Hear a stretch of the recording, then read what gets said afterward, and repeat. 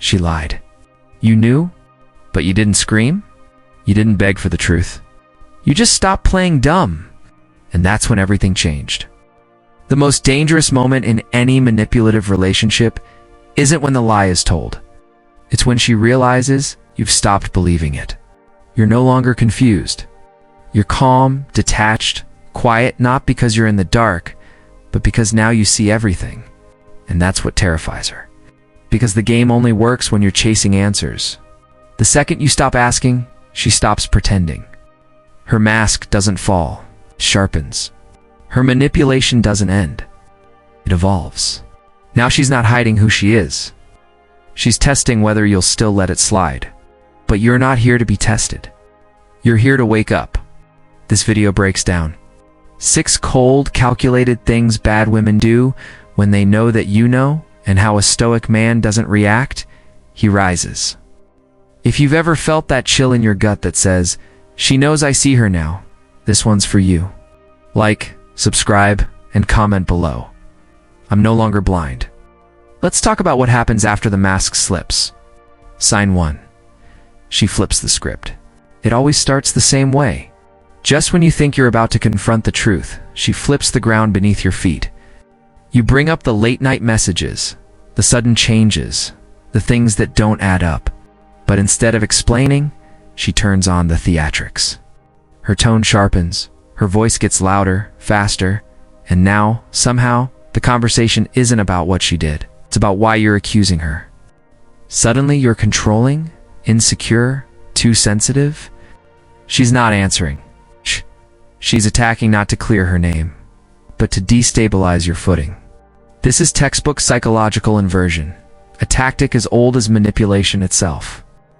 When a deceptive person senses they're cornered, they don't defend themselves with facts. They hijack the narrative. You're no longer holding her accountable. You're defending your sanity. Your intentions are put on trial, while her actions are buried beneath emotional chaos. This was exactly what happened to Gerald, 58-year-old Navy vet who had always believed in giving people the benefit of the doubt. He noticed the distance, the sudden phone secrecy, the defensive posture. When he finally confronted his wife not with aggression, just quiet clarity, he was hit with a storm. Accusations, tears, deflections. "I can't believe you'd say that after everything I've done for you," she said. She didn't deny. She derailed. And Gerald, trained in endurance, thought staying calm would fix it. But the truth was already off the table, and he found himself chasing apologies for problems he didn't create. This is the emotional chess game many men find themselves stuck in, especially those who have been conditioned to talk it out. To be the one who de-escalates, to make the relationship work no matter the cost. But in Stoicism, the goal isn't to win an argument. It's to see clearly and act with discipline, not desperation. A Stoic man doesn't try to make someone admit what they've already revealed in their behavior. He doesn't spin in circles hoping for clarity from someone who thrives on confusion. Instead, he listens not to the words, but to the pattern. And when the pattern is emotional warfare, the response isn't retaliation, it's withdrawal. That's the power of stillness. When a bad woman flips the script hoping to rewrite your reality, you refuse to pick up the pen. You don't scream. You don't explain. You let her monologue play out like wind against a mountain. Cold, loud, powerless. The strength is in knowing you no longer need her permission to believe what you already know. And once you reach that point, you don't need proof. You need distance. Because the next tactic is coming, and it won't be softer, it'll be smarter. And if you're not grounded in Stoic clarity, you'll fall for that one too. Let's talk about what she does next when flipping the script doesn't work. She rewrites the cast. Sign 2. She becomes the victim. Psychologists have long observed that manipulative personalities often use emotional displays, not to reveal vulnerability, but to control outcomes. It's called emotional hijacking. And it's especially common in toxic dynamics where one partner is slowly losing their grip on the narrative. So when a bad woman sees that her mask is cracking, when you're no longer reacting the way you used to, she doesn't respond with honesty. She responds with performance. The moment you start to detach, she reaches for the oldest tactic in the book, becoming the victim. She might cry, her voice may tremble. No. She suddenly open up about a childhood wound, past trauma, or your perceived insensitivity anything. That shifts the attention away from her actions and back onto your reaction. You are finally seeing the truth, and now you're being invited to feel sorry for her. And if you're not grounded, it works. Because good men, especially older men raised to protect, to comfort, to absorb pain without complaint, often confuse empathy with obligation. You want to believe her pain is real, and maybe some of it is. But here's the hard truth. Pain can be genuine and still be weaponized. Tears don't always come from remorse. Sometimes they're part of the strategy. If she can make you feel cruel for confronting her, she can buy more time. She can keep the game going. That's why Stoicism offers something most men forget when they're being emotionally manipulated: discernment without detachment from reality. The Stoic man sees her distress. He acknowledges her emotion, but he doesn't let it erase the pattern. Marcus Aurelius said, "If someone is able to show me that what I think or do is not right, I will happily change, for I seek the truth." But if someone performs pain only to avoid responsibility, it's not truth they seek, it's control. Your job is not to become cold, it's to stay rooted. You don't shut down empathy, but you don't abandon clarity either. You can sit across from someone in tears and still know when the tears are not the full story. You can hear their past without letting it excuse their present. And most importantly, you can care about their wounds without letting them keep wounding you. When you stop chasing the truth and start seeing it, the manipulation loses oxygen.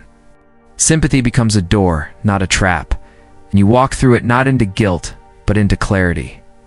Because once the victim act fails, she doesn't stop. She shifts. The game moves to the public stage where she stops trying to confuse you and starts trying to recruit others. Let's talk about what happens when she brings the audience in. Sign 3. She turns others against you. When a manipulative woman knows the truth is slipping out of her control, she doesn't wait to be confronted. She preempts the fallout. She doesn't sit quietly and reflect on what she's done. Instead, she becomes the narrator of a new story, one where she is the misunderstood heroine, and you are the villain lurking in plain sight. She begins subtly in soft conversations behind your back. A sigh here, a concerned expression there. She speaks in half-truths wrapped in vulnerability, crafting a version of events that makes her look fragile and you look frightening. This is not coincidence. It's a calculated maneuver known in psychology as reputation manipulation, an indirect form of character assassination. By the time you realize what's happening, friends treat you with suspicion. Family members begin asking odd questions, and people you barely know suddenly seem distant. What you're experiencing isn't paranoia, it's orchestration. The Stoic response here is not rage, panic, or scrambling to clear your name. It's anchoring. Marcus Aurelius taught, the best revenge is to be unlike him who performed the injury. That includes refusing to stoop to the level of rumor and performance. A Stoic man does not rush to defend his reputation in every room. He knows that truth is revealed not by debate, but by consistency. And that means living in such a way that even the lies lose power over time. You do not fix slander with reaction. You fix it with restraint. Seneca reminds us, a gem cannot be polished without friction, nor a man perfected without trials. This is one of those trials. To be misunderstood, misrepresented, and still remain clear within yourself. That's Stoic strength. You don't chase after those who believe her. You don't waste energy proving your innocence to those who never asked for your side. You continue living in truth calmly, consistently, and with unwavering self-control. This tactic only works when you give it fuel, when you argue, when you panic, when you try to pull others to your side. She wins, not because she's right, but because you look unstable while she plays composed. But when you say nothing and continue walking in integrity, people begin to question what they were told. Time becomes your witness. Behavior becomes your defense. And once her smear campaign runs out of audience, she changes her strategy again. Because if the crowd won't give her power, she'll try to reclaim it directly, not through stories, but through closeness. She'll offer affection not from the heart, but from the fear of losing her grip. Let's talk about what happens when false warmth becomes her next weapon. Sign 4. She amplifies intimacy strategically. When her deflections stop working, when guilt loses its grip, when even the lies she spread about you start falling flat, she reaches for one of the oldest tricks in the manipulator's playbook: affection. But not the kind rooted in love, not in remorse. This is intimacy sharpened into a tool, closeness used like camouflage. Suddenly, the woman who was cold, withholding, and distant becomes soft, warm, almost magnetic. She touches your arm more, she initiates intimacy, she says things she hasn't said in years. And you want to believe it. After all, it feels good to be wanted again. But Stoic wisdom teaches us that not all comfort is kindness. Marcus Aurelius wrote, "The art of living is more like wrestling than dancing." What he meant was that life, and especially love, requires readiness, not passivity. Because in moments like this, the Stoic man must wrestle with discernment. Is what she's offering sincere, or is it just tactical? It's what happened to Raymond, a 62-year-old retired police officer. After years of emotional distance, disrespect, and subtle gaslighting, he finally stopped chasing answers. He stopped asking where she'd been, who she was texting, why the contempt had replaced care, and the moment he became quiet, not reactive, not emotional, her behavior shifted overnight. She planned a trip. She made him his favorite meal. She complimented him after months of withdrawal. She acted like the woman he'd married 30 years earlier. And for a moment, he let himself believe maybe she had finally changed. But what followed that warmth was the real motive. She asked him to co-sign on a large purchase. She hinted at merging finances. She suggested renewing their vows without ever once acknowledging the damage done. That's when it hit him. This wasn't reconciliation, it was redirection, a play to restore control. The Stoic man doesn't confuse affection with atonement. He knows that real intimacy cannot be used as a reset button for accountability. If there's no admission, no awareness, no ownership, then the sudden warmth is not love returning. It's power repositioning. Epictetus said, "If you want to improve, be content to be thought foolish and stupid." And in relationships, that means being willing to look cold when you reject a gesture that others might interpret as sweet. But truth isn't always warm. Sometimes the deepest act of strength is not responding to affection that comes from manipulation. If you fall for false closeness, the cycle resets. You go from clarity back to confusion, from distance back into dependence. And that is exactly what she wants. But if you see it for what it is and hold your center, she'll realize intimacy is no longer a weapon she can use. And that's when she'll try something colder. Silence. The final reset. The pretend amnesia of everything that came before. Let's talk about what she does next, when she stops fighting and pretends it never happened. Sign 5. She pretends nothing happened. Here's a chilling psychological insight. The brain's survival instinct is often more comfort-seeking than truth-seeking. Manipulators know this. That's why one of the most unsettling tactics bad women use, once you've seen through them, is not to defend, not to confess, not to explain, it's to erase. Not your memory, but the momentum of your awareness. She stops fighting, she stops justifying, she acts like nothing happened. Suddenly, there's no mention of the betrayal, the manipulation, or the nights filled with cold silence. She goes on as if the confrontation never existed. She joke like old times, plan dinners, talk about the future. But beneath the calm is something far more dangerous than conflict. Calculated normalization. Because if she can lull you into comfort, if she can get you to follow her lead in pretending it never happened, you'll doubt your own clarity, and she can continue without interruption. This isn't peace, it's emotional anesthesia. Stoicism warns against being lulled into illusion by temporary calm. Marcus Aurelius said, "The nearer a man comes to a calm mind, the closer he is to strength." But that calm must come from within, not from following someone else's silence. When a bad woman pretends nothing happened, it's a test. She's watching to see if you'll take the bait, if you'll accept false peace over uncomfortable truth, and many men do. They want the storm to pass so badly, they act like it never thundered. They mistake her new sweetness for sincerity, her small talk for reconciliation. But in reality, she's not apologizing. She's resetting the game. And if you go along with it, you signal that your memory is flexible, that your standards can be softened with time. The Stoic man doesn't explode. He doesn't drag out old wounds, but he also doesn't bury truth for comfort. He remembers, he holds his line, and most importantly, he refuses to play pretend, just to maintain a relationship that depends on his silence. Seneca once wrote, "He who does not prevent a crime when he can, encourages it." The same applies to betrayal. If you allow deception to be rewritten, unspoken, and erased, you give it oxygen, and it will return. When she stops arguing and starts pretending, don't mistake that for resolution. It's not healing, it's hiding, and it's meant to make you complicit in your own manipulation.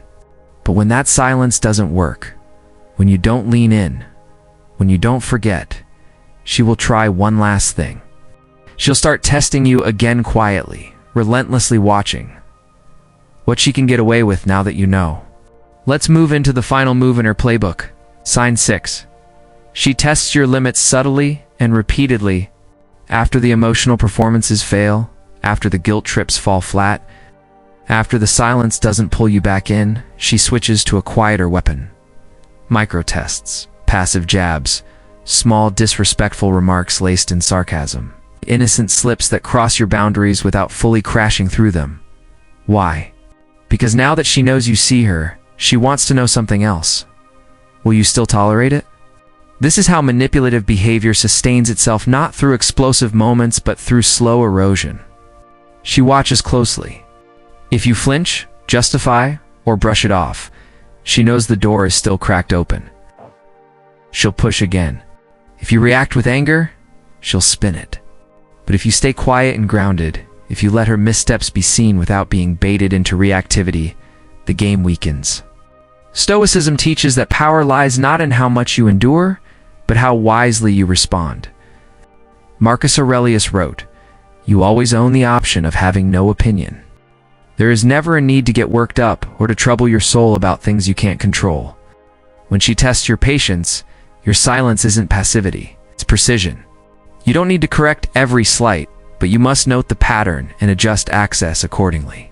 Seneca said, "No one can be despised by another until he first learns to despise himself." These small tests are her way of asking, do you still see yourself clearly? Or are you slipping back into the role I created for you? And if your actions show self-respect, if your presence remains calm but unmoved, she will feel it not with fear but with loss. Because the game only works when you play along. There's also Epictetus, who warned, "Keep your will in harmony with nature." This is the path to freedom. When someone constantly tests your limits, it means their harmony is long broken, but yours doesn't have to.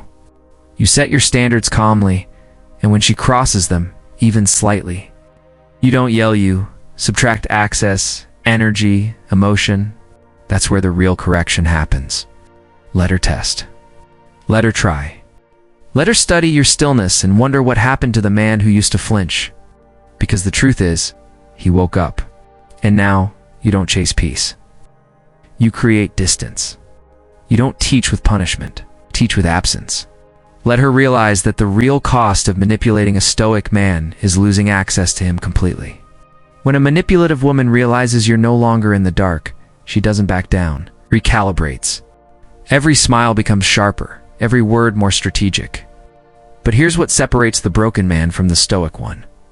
The broken man still wants the lie to be true, wants the illusion back. The Stoic? He faces the burn of clarity and stays with it. Because Stoicism isn't a shield against pain. It's the sword of perception. It says, see things as they are, not as you wish them to be. And once you see her patterns, her moves, her games for what they are, you realize something chilling. She was never confused. She was calculated. You don't need to argue. You don't need to get the last word.